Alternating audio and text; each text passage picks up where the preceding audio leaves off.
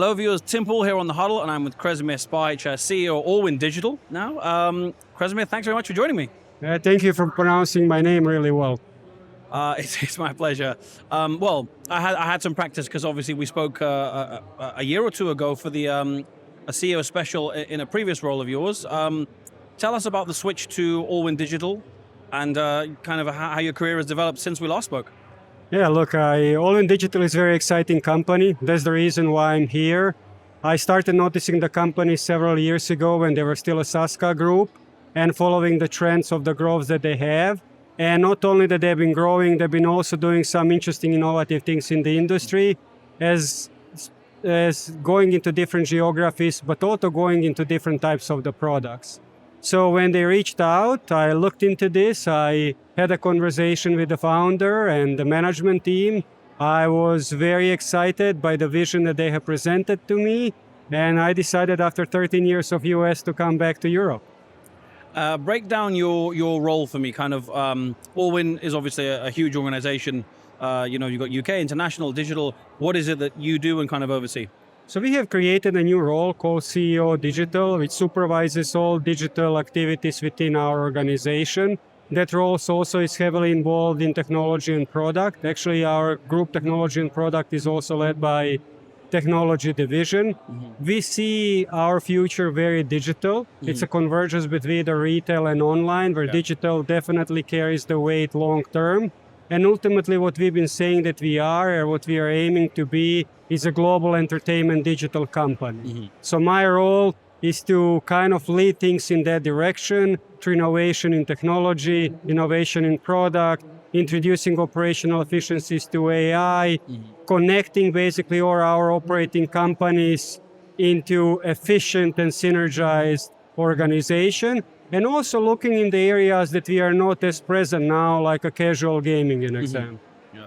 In terms of the competitive landscape, where do you see Allwyn's position, given obviously we've had a couple of high-profile mergers for the company, which I'm sure you kind of would have researched and looked into when you were joining.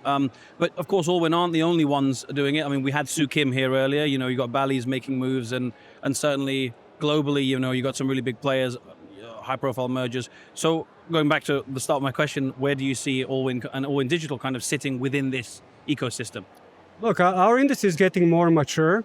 If you look at it, I've been in the industry now for over 20 years. And when I remember the early days where innovation was not subdued by regulations and all the rules around it, I think now we're becoming a more mature industry, and because of this, you're seeing more consolidation. Mm-hmm. But I think what the differentiator now is going to be the innovation, and how you can engage, in what way you engage with your consumers and your customers, but also how many verticals you cover.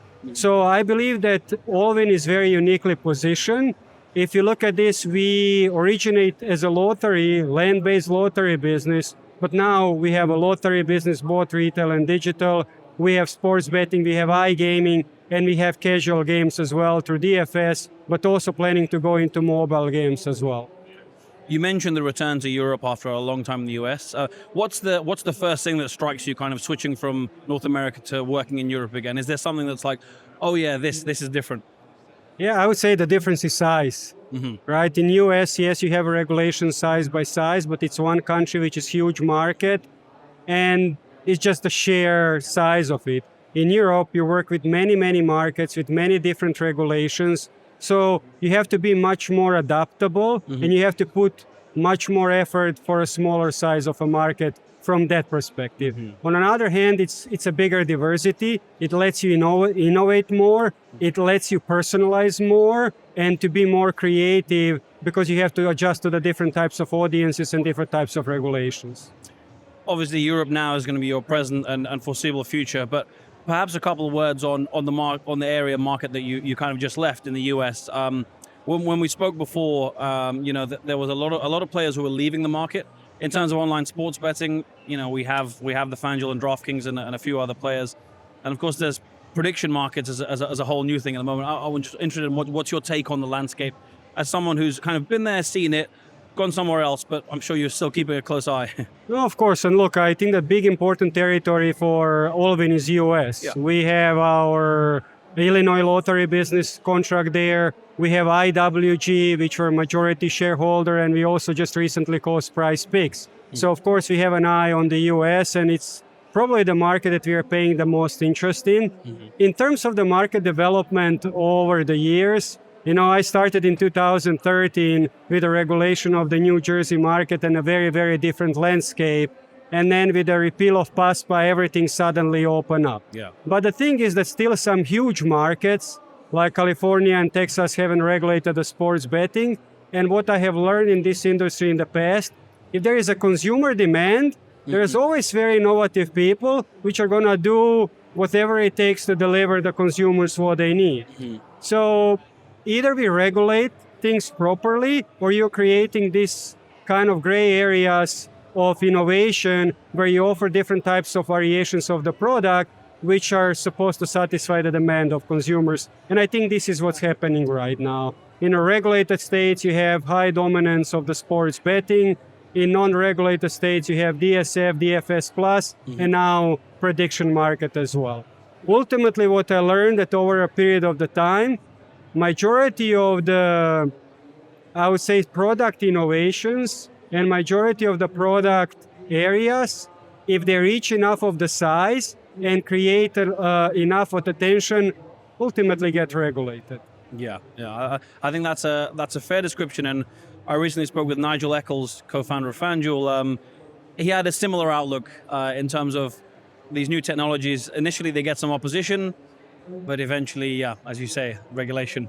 Regulation, once you become very visible globally, once you start spending a lot of money on advertising, once the revenue reaches a certain size, there is really only one way to go forward, which is regulation for protection of the consumers, but for protection of the existing businesses' investments as well. Yeah, absolutely. To conclude, I just wanted to ask you maybe a more simple question than some of the topics we've been discussing. But for 2026, obviously relatively new to the role still, what are your goals as a kind of incoming leader? What are you looking to achieve this year? Look, we are definitely looking to digitalize more the business. We are looking to synergize between all our operating companies, and we have created 3 key strategic pillars for our company, which is one brand, one technology, one team. We have already executed on some of them, which is one brand. We have just recently rebranded, actually this week, our operations in Greece and Cyprus to Allwyn from OPAP. We have also done the same with Saska in Czech Republic, and we have launched Allwyn Bet in Cyprus as well as our digital sports betting proposition. So that's one of the things. I think the second big one is technology and innovation around the technology and product. We currently have a very fragmented infrastructure in terms of the technology, but we also own a lot of pieces of technology in-house, and ultimately we want to go towards unifying this technology to enable innovation and speed and exclusivity of product deployment as well. And third, when it comes to our teams, we were very much organized like a holdco company until now, and with all the acquisitions that we are having right now, we are now aiming to become an enterprise as well, especially with the closing of the merger with OPAP, which is supposed to happen in the H1 of this year, and which has been recently announced. Well, Kresimir, thanks very much for your time. You're going to have a lot to do this year, but that's what we love about this industry. So again, thanks for your time, and I'm sure we'll speak again soon. Thank you, Tim, as well for having me. Thank you.